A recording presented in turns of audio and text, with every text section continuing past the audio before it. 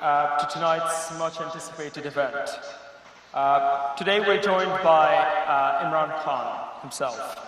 Imran Khan is a politician and a former cricketer who served as the 22nd Prime Minister of Pakistan from 2018 to 2022. One of the all-time cricketing greats, he won the 1992 World Cup. He founded the Pakistan Tehreek-e-Insaf Party in 1996 and served as the Prime Minister of Pakistan. It gives me great pleasure and honor to welcome Imran Khan to give an address to the Oxford Union today with us. Thank you.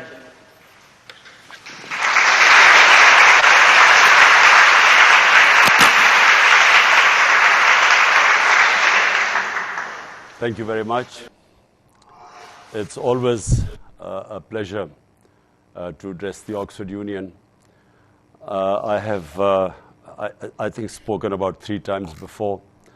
But today is a very critical time in my country's history when I'm speaking to you. So let me just first start by saying why someone who was a cricketer, who didn't really have to do anything after finishing sports, because, you know, we sportsmen, if we reach a certain level in sports, and then once we give up sports, then we don't really have to do anything. All we have to do is talk about that sport for the rest of our lives and earn, pretty good money by just going on television and speaking.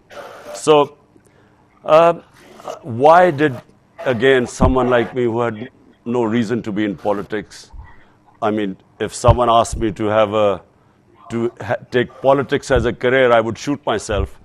Because, the idea of going and asking for votes from people, someone who doesn't need to, I mean, it never has, I've never understood the idea of being a career politician. So I came into politics for one reason. Because having played cricket, seen the world, and then contrasting the system in England, because I used to play professional cricket there, and then seeing Pakistan and most of the developing world, I came to this one conclusion. The reasons why nations fail is only one reason: not having rule of law. And the reasons why countries are prosperous is because they have rule of law. So I call my party Movement for Justice. And I launched this 26 years ago and started really from nothing, no political background. And for most of my first 15 years, people mostly laughed at me because there were 2 entrenched parties. We had a 2-party system. And I came against both the parties. So, and these 2 family parties have ruled Pakistan for 30 years. And in this time, corruption has reached the highest point, whereas our economies, Pakistan's economy, which till 1990 was ahead of all the economies in the subcontinent, from 1990 onwards, when these 2 families took turns to rule Pakistan, we started going down, and we were overtaken by even Bangladesh, which was way behind us. So the reason was simple. We did not have rule of law. And that's why, again, Movement for Justice. And the whole problem, not just with Pakistan, it's with the entire developing world. We have this problem. The ruling elites in our developing world do not want to come under the rule of law. They want a separate law for themselves. So if you cannot bring the powerful under the rule of law, if the powerful are above law, that's how a country becomes eventually a banana republic. The difference, and I was looking at the rule of law index. If you look at Switzerland, Switzerland's rule of law index is 99.9%. Compare that to Nigeria, which has the greatest oil reserves in Africa. The rule of law index in Nigeria is 7%. So similarly, most of the poor countries are under 20%. And almost all the Western democracies are over 90%. So the difference is, just to why I came into politics was to bring the powerful, these two corrupt families, both of them had been dismissed for corruption when I came into politics. Twice they were dismissed for corruption. So then started this struggle. It took me 22 years finally to succeed and come into government. Now, the biggest challenge I faced immediately was that all the mafias associated with these political mafias, they all resisted. They resisted our government the moment we tried to bring them, get them under law. And the more we tried, the more they ganged up. And these two main parties who had opposed each other for almost 30 years, now they ganged up and had a joint front against me. So what happens? I mean, we first, just to give you my 3.5 years in politics, I inherited a government which was bankrupt. We had the biggest current account deficit. And as a result, there was pressure on our currency because our reserves had shrunk to about 9 billion, which is four weeks of our imports. So from there, a bankrupt economy, we steadied the economy the first year. Second year, we were hit by COVID-19, like the whole world was. And so the 2 years, my second and third year, we were grappling with the situation of lockdown, not how to stop the spread of the virus and at the same time save your economy. And the lockdown affected the poor people the most. So we took a very unusual decision at the time. We refused to have a full lockdown. And we started having, what we call smart lockdowns to protect our poor people because there were daily wages. There were weekly people who relied on weekly wage. We had 70% of our workforce was in the informal sector. So had we locked down, we would have had starvation because we already started from a bankrupt economy. But in the end, that worked. And we saved our population from COVID. We had the lowest death rate in the subcontinent. We saved our economy. And so in our third and fourth year, we grew at 5.7% and 6%, which is in 17 years the highest growth rate. And we had record exports by managing our economy in this difficult time. We managed to help the farmers. So anyway, the country was poised sort of for a higher growth rate. And this is all in the economic survey of Pakistan, which is published every year. If you have a chance to look at the figures, because the country was actually growing very quickly. We had a problem which the whole world was post-COVID, and that was the commodity super cycle, the energy prices going up. And then with Ukraine, they went up further. So grappling with this, trying to stop, imported inflation, which in UK you're facing exactly the same situation. So at that time, this conspiracy, this conspiracy took place. What was this conspiracy? On 6th of March 22, the Under-Secretary of State of the US, he meets the Pakistani ambassador in Washington. And, this is an official meeting. There were note takers on both sides. And he says that, look, there's a vote of no confidence coming. At this time, there was no vote of no confidence against me. And he said, if it succeeds if it doesn't succeed against me, in ousting me, then there will be consequences for Pakistan. But if it succeeds, then all will be forgiven. So this arrogant discourse takes place between the ambassador and this Donald Lu, who was the Under-Secretary of State in Washington. I read this cipher. Now imagine, here I read this, that he's telling my ambassador, he's telling my ambassador to get rid of me, the Prime Minister. So, I'm a bit, like anyone would be, taken aback. The next day, the vote of no confidence is tabled against me. And suddenly about 20 of our parliamentarians start meeting with the opposition. And then openly there was this horse trading taking place, horse trading, where roughly about $1 million were being dished out to buy our M&As. And so our government falls. But what happens after, subsequently, what happens? We are replaced by a government where 60% of the cabinet is on bail on corruption cases.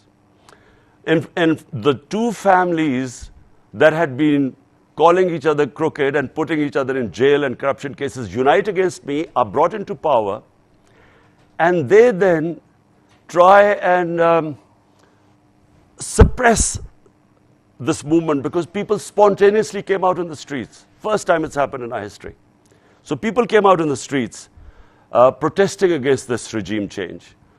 And they then used brute force.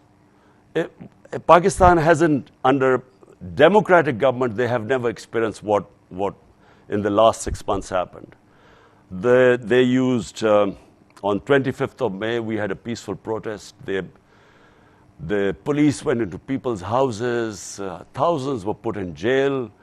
There were women, families, children were, because in our protest, families participate. First time ever so much women participate in our rallies. So they tear gassed them, they beat them up, and this is all on video. So that happened on the 25th May. But what they thought was that would scare people. It actually had the opposite effect. So rather than our movement after post my government going, rather than it sort of slowing down, the movement got stronger and stronger. And there were two sets of by-elections, one in July and then one earlier this month. So both by-elections were swept by us, by my political party. So since then what has happened is that this reign of terror is taking place in our country. There's a clampdown on media, unprecedented. There are cases on me, there are terrorism cases. They came to arrest me on a terrorism case, and the case is that one of my close aides was subjected to custodial torture. He was sexually abused, he was stripped naked. So I gave a statement in a rally, I did a protest rally against it, and I said, the judge that sent him back to remand, in other words, when he was tortured, he was presented in front of a judge. Rather than giving him a bail, the judge actually sent him back to the police station who had tortured him in the first place. So I said we would take legal action against the judge. They slapped terrorism case against me. They came to arrest me. So this sort of thing is going on in the country. Then they try to disqualify me because they realize that they can't beat us in elections anymore. So the situation right now in Pakistan is this. There's a clampdown on media. Journalists who support me, who have stood with me, are hounded. One left the country. Two were beaten up. One was put into jail. And then the most tragic thing that has happened, and of all the things it's affected, I'm still affected by it because I've announced my protest march today. Just now I've announced it, that we will be doing a huge, and inshallah, in my belief, it will be the biggest ever protest in our history. A journalist of great integrities, one of the most respected investigative journalists, Arshad Sharif. He was constantly writing about this regime change and how this conspiracy took place, and he constantly wrote against it, and these crooks which have taken over, who, by the way, $5 billion of the corruption cases, they came into power, and through a legislation, person-specific legislation in assembly, they're removing themselves from these corruption cases. It's never happened before. So people who were writing against them were was subjected to all sorts of victimization. But the most tragic one was Arshad Sharif. First, they threatened him. They went into his house and abused his family and threatened him. And this guy, one of the most courageous, bravest journalists I have ever met, I warned him. I found out that his life was under threat. I warned him. Then a second time when I warned him, we managed to get him out of Pakistan. We had a government in KP, so we managed to get him out of Pakistan to Dubai. There his visa was running out. So Pakistan government was wanting him back. So in order to get away from being facing certain death in Pakistan, he then went to Kenya where he didn't need a visa. And day before yesterday, he was murdered, assassinated in Kenya. And that has really, it's a mixture of depression and hatred in this country right now. And hence I've announced my march. And the idea of this protest march is to show the government where the public stands right now. And as I say, I have been, last 6 months I've been on the road and campaigning. And I feel right now that the country is ripe for a soft revolution. I don't think that anyone who tries to get into the way of this change, there are two ways of changing. You can have a soft revolution through ballot box, or there's the other way, which causes destruction in a society. But I just believe that we are now on the brink. Either we are going to change peacefully, or I'm afraid it will lead to chaos in our country. So that's where we stand today. So I look forward to your questions.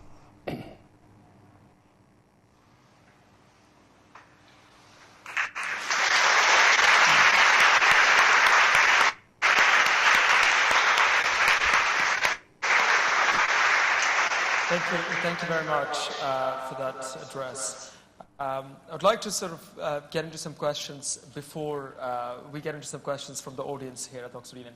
And I wanted to start off with of course, the biggest news that is surrounding freedom of press at the moment.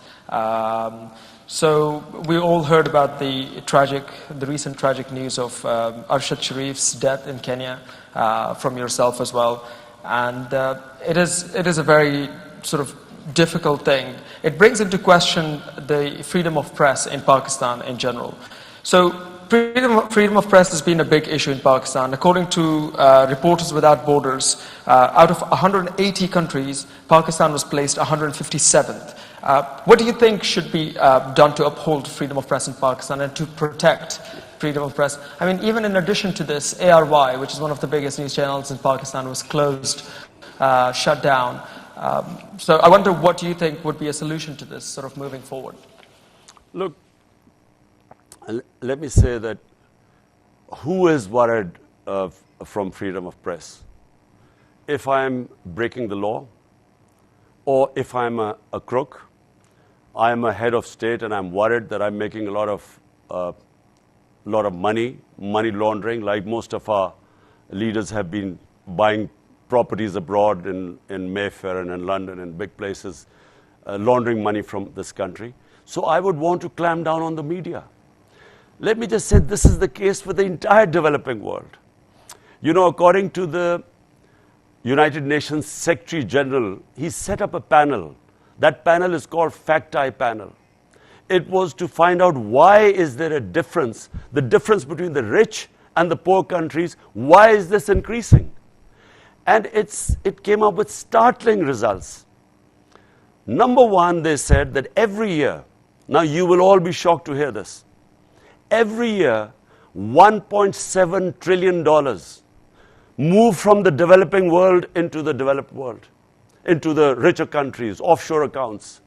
$1.7 trillion from poor countries or developing countries move to offshore accounts, rich countries, properties in London, New York, and big Western capitals.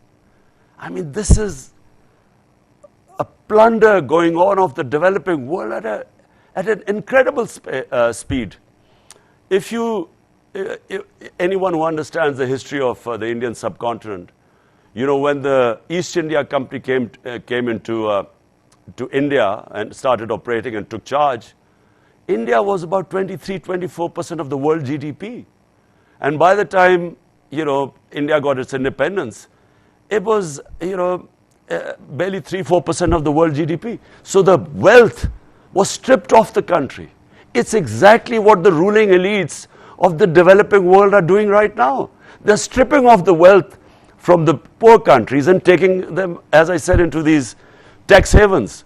Now, problem is that I tried 3.5 years I was in power. I tried each time in the United Nations General Assembly.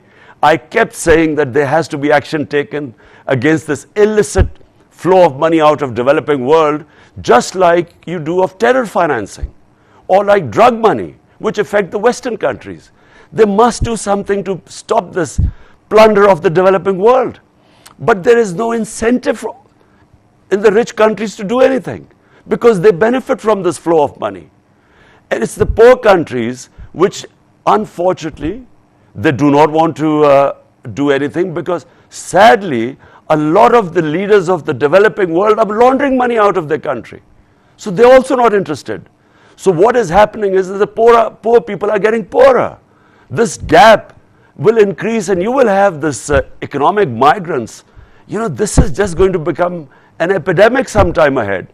You will have these people dying and crossing, you know, in these boats trying to get to the well-off countries. Something has to be done to stop this. And I'm afraid the developing world sooner or later must realize that this situation cannot go on.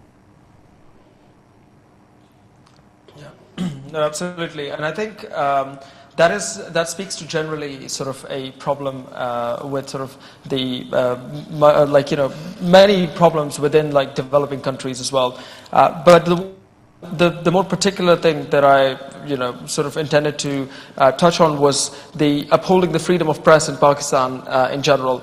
But one thing that I wanted to particularly mention, following up on that, on my previous question as well, was that during your tenure as a Prime Minister, Pakistan dropped 18 points in press freedom, according to Reporters Without Borders.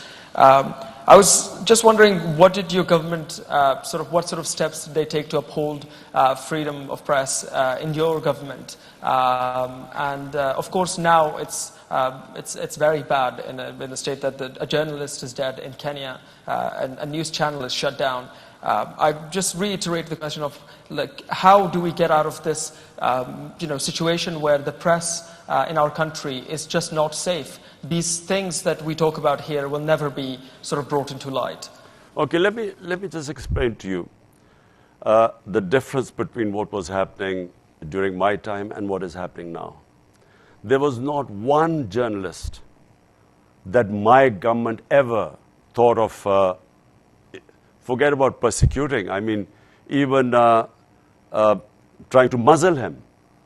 Because if I have nothing to hide, if I'm not corrupt, and if I'm not breaking the country's law, why would I be scared of freedom of press?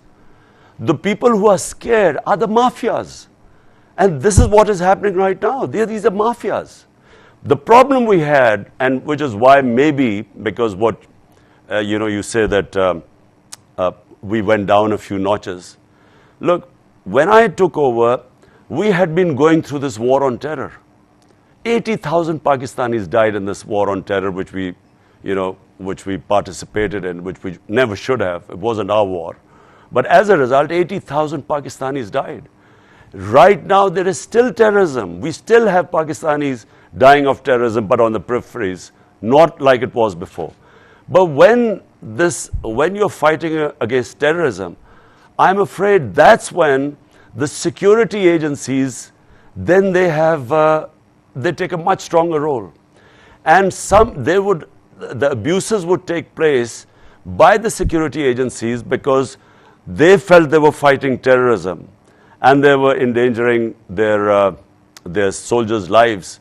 And so they would be sometimes taking very harsh actions against anyone who criticized the security forces. But those actions were always by the agencies. And the 2-3 times when we found out, and I can give you examples, immediately we took action when, journalists were picked up. But never from the political government, because we had nothing to hide. In fact, the only problem we had was we don't have libel laws. So what was happening is that me as Prime Minister, I was libeled a couple of times. I went to court as a Prime Minister, but even I couldn't get justice because we have a real problem with defamation and libel laws. No one gets convicted here. So what we need is, we need freedom of press and responsible press, where if you cross, like in UK, if you cross a certain line, then I should have the ability to go to court and get compensation. And I've been in a libel case in England, and I know how strong the laws is. Unfortunately, this is not the case in Pakistan, which is the problem my government had.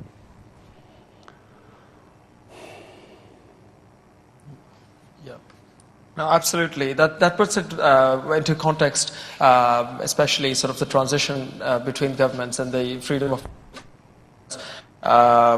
But moving on to sort of more recent event, which has been like recent news, is the recent decision by the Pakistani Electoral Commission to disqualify you from being a member of the parliament. Where do you stand on this decision, and do you see yourself successfully running for a re-election in 2023?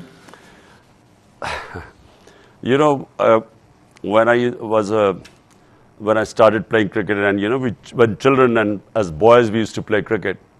So when the other team used to be losing, a lot of the times the boys would just pick up the stumps and run away and said, "We are not playing anymore." Now this is exactly what's happening right now.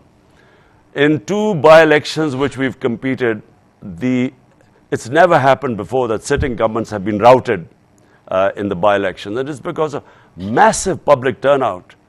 And it's also because, despite the fact that the election commissioner is completely biased, it's not even biased, he's just part of their team. It's like them playing with their own very biased umpire. Now, and I'll just give you an example. 9 times the election commissioner has given decisions against us. 9 times we've gone to the court who've overturned the decisions because they've been so biased. This thing of my disqualification, it is just, it is unbelievable. In fact, I'm going to do a defamation case against this election commissioner because it will never stand in a court of law. And we are waiting, we are already in court, we are waiting for the full judgment has just come.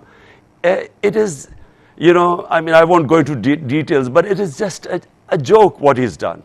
Not just that, there were 2 cases they are trying to disqualify me. One is a funding case, a funding of the political party. We are the only political party in Pakistan's history that does proper political fundraising. We have a 40,000 database of our donors. Other parties have nothing. And we keep telling them that, look, we are the ones who, everything is on record. They have been trying to find out something in this, in our funding case for almost 6 years. So, neither will I be getting disqualified in the funding case, and certainly not in this Tosha Khana case, which is too ridiculous to explain to you. But we are in court, and I'm confident that they'll be brushed aside by the court. But there is a desperation. They've just done another terrorism case on me. So they might, God knows, they might try something else. I have had 24 cases against me right now.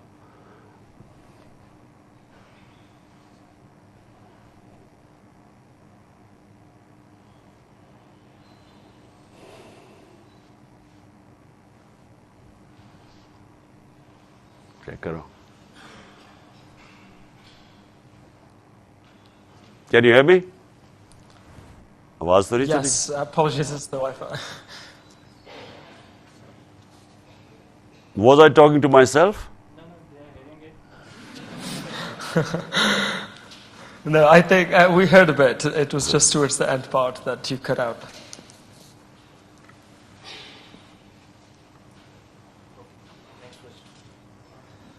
Yeah. Opposed Next question. the Pakistan revival.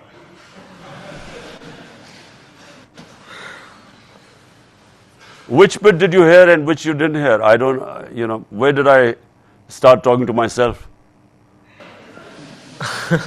I think generally we heard. I think you covered the point in general, and I think it's sufficiently clear that that you know, of course, do not agree with this decision, and you want to, of course, that you will be rerunning and that you will be contesting this decision in any case, and it's that you believe that it's ridiculous.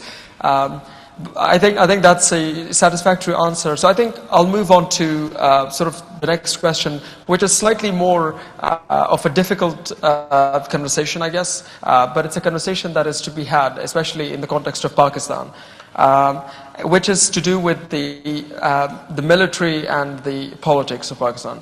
Now, your government has had good relations with the military, or had good relations with the military when in power. After the no confidence vote and after a series of events, your party distanced itself from, and in some instances it was said to have spoken against the military. What is your stance on the military's involvement in the country's politics and in the country's running? So look, first of all, let me say, Pakistan became a security state when we came into existence, because there was a fear in Pakistan that we have a neighbor who's 7 times the size of our country, much more resourceful. And immediately after independence, the next year, 47 we were independent, 48 there was a conflict with India on Kashmir. So that framed the mindset of our country, because the fear that a huge neighbor can easily overwhelm us. So the military naturally in such circumstances gained more importance. And then we had martial laws. So we've had 3 martial laws where the military took over when they thought that the civilian governments weren't doing well. Now, the problem with this is that, we have never had an extended run of democracy. So that balance that should be in a society between bearing in mind we are a security state, so the balance between the military establishment and a civilian government, that balance has never really been there. So what happens is that when you have a democratic government, the responsibility lies with the democratic government to deliver. But the democratic government does not have all the power. So it does not always have all the authority. So unless authority and responsibility lie in one place, it's very difficult for any management system to work. Now, I'll give you just one example where, in fact, I had a very good relationship with the military establishment. There were no problems between us. In fact, it was a complementary relationship. But the one area where I had this problem was because I had been campaigning for 22 years when I came into power, that the powerful must be held accountable. They must be brought under the law. So action must be taken against them. So they were openly stealing money, laundering money out of country, living in these palatial palaces or huge luxury flats in London, money stolen from this country, and never giving any money trail or source of income. How did they acquire this great wealth? So we saw them. I knew these 2 families for the last 40 years, and I saw these rags to riches stories where they never had this sort of money, but suddenly they're worth billions of dollars now, lying in outside Pakistan. So my point was that these 2 corrupt families and people associated with them, they should be held accountable, and there were already cases pending in our accountability bureau. So all I was asking them was that action must be taken. Now, unfortunately, the accountability bureau was not in my hands. So and they were controlled by the establishment. Now, I would keep telling them that, look, take action against these people. But unfortunately, for some reason, the establishment's views on corruption were completely different to mine. They did not take that seriously. I kept telling them that no country can prosper if the ruling elite is siphoning off money outside the country. And, I kept, because, they didn't have any idea, they did not understand the difference, as I have mentioned earlier, why countries fail. The developing world and the developed world is rule of law, because the reason why countries prosper is because once you have law, you have level playing field, you unleash the potential of a society. But when you have all the resources are controlled by a tiny elite, the people are enslaved by that. So the societies just cannot grow. And then when you launder money outside your country, when the ruling elite launders money outside the country, it puts pressure on your currency, which devalues. When that devalues, it causes poverty because inflation, imported inflation takes place. So this is where the point of disagreement took place. I kept telling them that, look, this Bureau of Accountability is under you, take action. And they just, for them, corruption was no big deal. No, thank you for that. I will ask one last question regarding something that you mentioned and have been of course, very strong about, is mentioning the two political parties, of course, as two families. You've mentioned the dynastic politics has been a huge problem in Pakistani politics. And I think people would agree that one thing that PTI is seen as different is that it offers, what it offers is hope of making it to the top of leadership without being part of a particular dynasty, for people who are competent, for people on their merits. Now, though it is true in your case personally, beyond you, it is argued that PTI is now sabotaged by dynastic families within it. Do you have a plan to end this dynastic politics within PTI, or do you think it's inevitable in the Pakistani political system? Look, as all of you sitting there would know, the reason why democracy forged ahead of monarchy or kingship is because democracy, actually, the better the democracy, the better the meritocracy. And kingship is bound to decay because, I'll give you the example of the Mughals, the great Mughals who ruled India. And India was a superpower at that time. So in 180 years, there were 6 Mughal emperors who ruled for 180 years. And when the last great Mughal died, in the next 17 years, there were 6 different Mughal emperors. Something like what is happening in Britain right now. So, problem is, when in kingship, because there's no meritocracy, it all depends that if the son or the successor of the royal blood, is he capable or not? And if he's not, the whole thing goes down, as the Mughal Empire went down. And as the Ottoman Empire started going down, because once one poor head of state comes, because there's no meritocracy.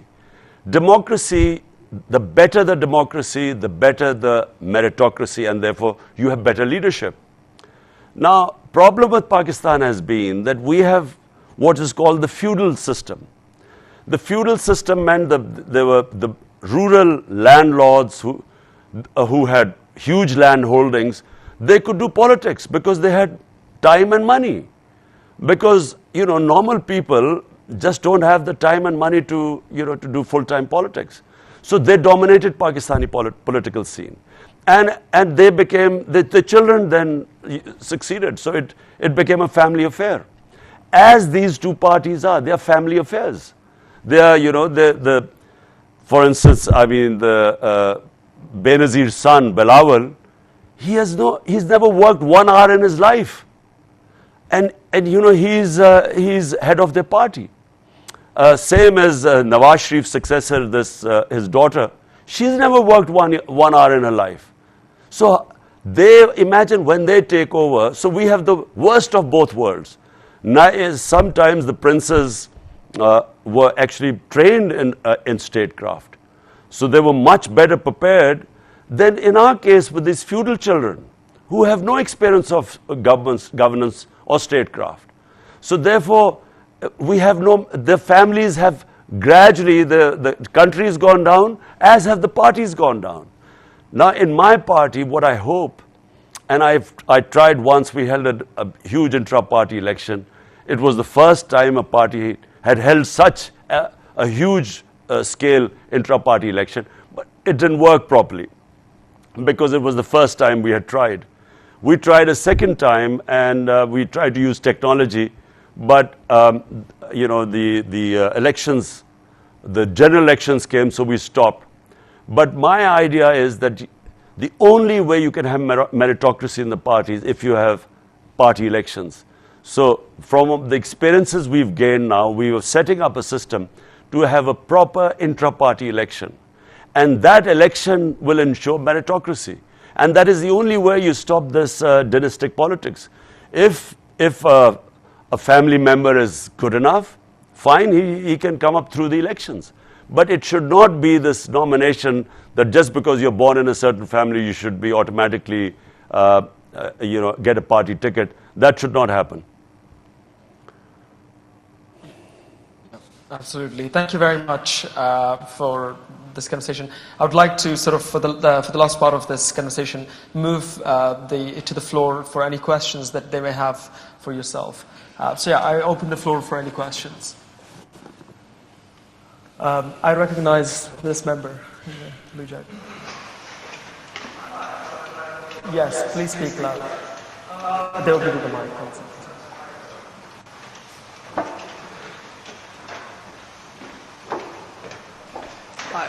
First of all, Mr. Khan, it's a pleasure to speak to you. Secondly, in your speech, you put an increased emphasis on the impact of the US in, the downfall of the PTI. And we've seen that these developed nations, through which a lot of developing nations' money now goes to, regularly interfere in the matters of, South Asia and the global South. To what extent do you think that the problems that South Asia faces today are not a product of its people, but of people of a faraway land that steal from us? Look, let me just say one thing, that great powers always want to have their sphere of influence. And they always want, this is throughout history, they always want governments that are part of their influence, so would do their bidding. And unfortunately, Pakistani governments have all been in the US sphere of influence. And we have, the worst thing in my opinion, where we did, part of our foreign policy is that we made decisions not for the benefit of our own people, but to please the US. So we joined the war on terror after 2001. And 80,000 Pakistanis died. 3.5 million people got internally displaced. Our ally, the US, conducted 400 drone attacks on Pakistan. Judge, jury, and executioner. So many innocent people got killed. And they took revenge against Pakistan's security forces. And we lost over $100 billion to our economy. And we didn't even get thanked for that. And I opposed that war throughout because it was not in Pakistan's interest. So countries make decisions which are of interest to their people. One of the things which was mentioned in this Donald Lu in the cipher, in the conversation with our ambassador in Washington, he said that I had taken a decision to go to Russia on my own. And that was held against me. But why was I going to Russia? Because Russia would have supplied us with cheap oil. India, an ally of US, is getting oil from Russia at 40% discount. Now, 120 million Pakistanis are vulnerable. Almost 50 to 60 million are below the poverty line. Another 50 to 60 million, a price shock, inflation, would push them down the poverty line. Means they can't have 2 square meals a day. So my interest should be my people. I should not be serving the interest of another country at the expense of my own people. So my people, 220 million people elected me to serve them, not to serve other countries' foreign policy objectives. And this is where the problem rose. US is not used to Pakistan having an independent foreign policy. They wanted these pliant stooges like the one right now who's our prime minister, you know, who would do whatever they order him to do. So it doesn't mean you're anti-American. This is the problem, this imperialistic mindset that if you do not obey them, then you are anti-American. But if you talk about your own national interest, which is what I did, and I think for somehow in this Biden administration, they just thought that, you know, I wasn't the right one and they wanted a more pliable stooge.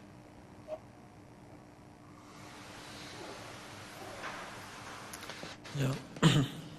No, thank you very much. I now look for another member to ask a question. I recognize that member just right there. Could you please right there, second row? No, sorry, just in front of you. Yeah. Yes, you. Yes, this lady here. Okay, I guess. Just give it to me.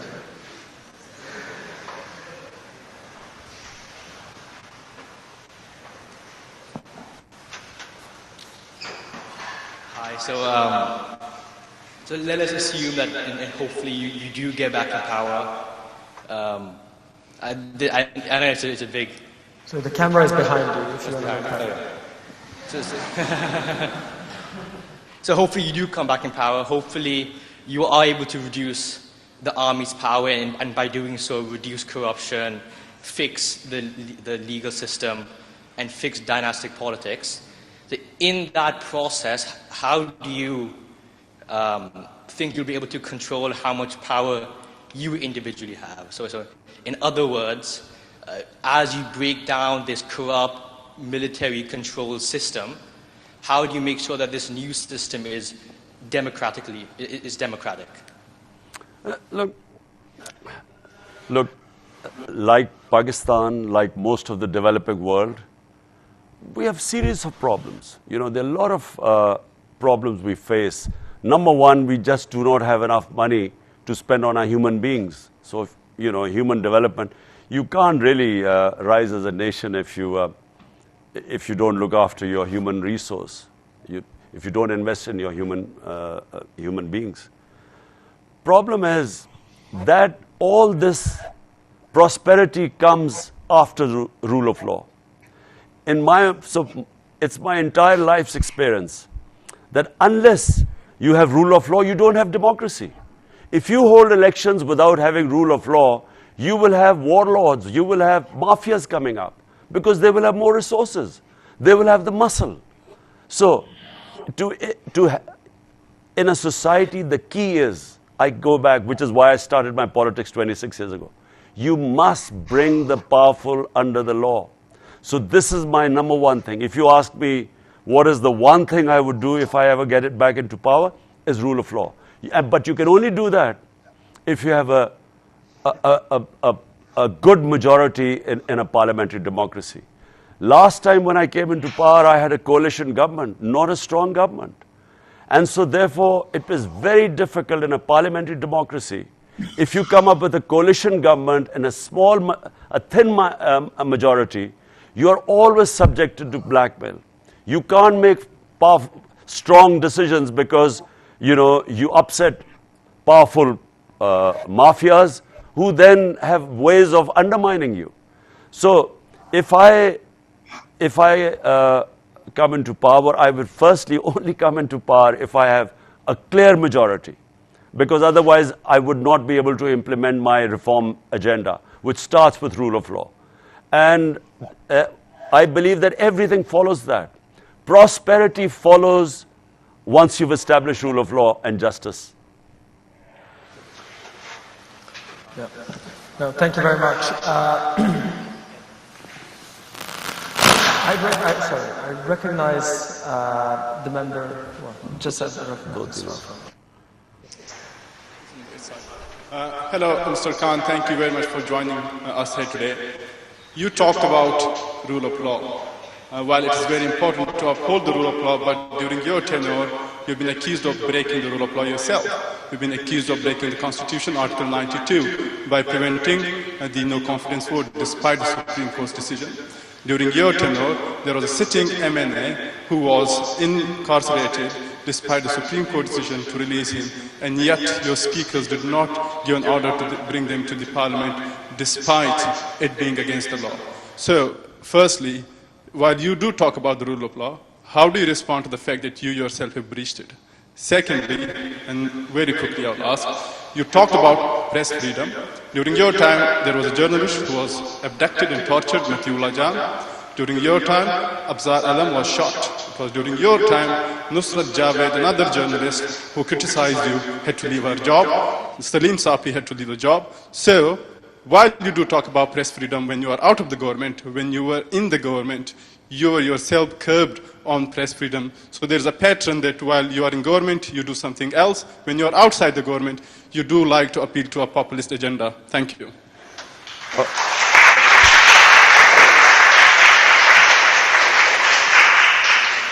So can you, let's start first by Matiullah Jan. We found out Matiullah Jan had been picked up night before. The first thing we did was in the morning when we found out he was released. We found out that he had been picked up by the security agencies because he had said something against them. My government immediately had him released. The other guy who was shot had actually nothing to do with freedom of media. It was a personal dispute which we investigated and found out. There was no journalist that where my government clamped down upon. There was not one journalist. These incidents, there was maybe one other incident that had to do with the security forces. And let me explain. Why were the security forces used to this? Because while we were in the war on terror, there were a lot of instances where the security forces would act in the name of fighting terror. And this was not just in the case in Pakistan. If you look at the US with Guantanamo Bay, fighting terrorism, always they used to take more liberties. So remember, my government had nothing to hide. So there was nothing. And now you talk about an MNA. Which MNA are you talking about? No MNA had anything to do with where our government had him incarcerated. And what law are you talking about which I had broken?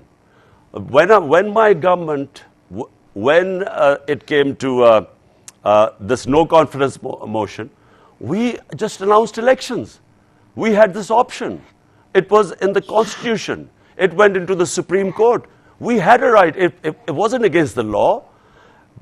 If rather than having your members of parliament being sold like, like sheep in an auction, the best was go to the people, let them decide, who they wanted to form government in Pakistan, rather than having spending millions of dollars to get buying your members of parliament. So what was wrong with asking for elections? That wasn't breaking any law. Well, thank you very much. We'll have one or two more questions because we're arriving to the end of the event. Could you please give a chance to the person in the second row there, up at the front? Assalamu alaikum, Imran Khan.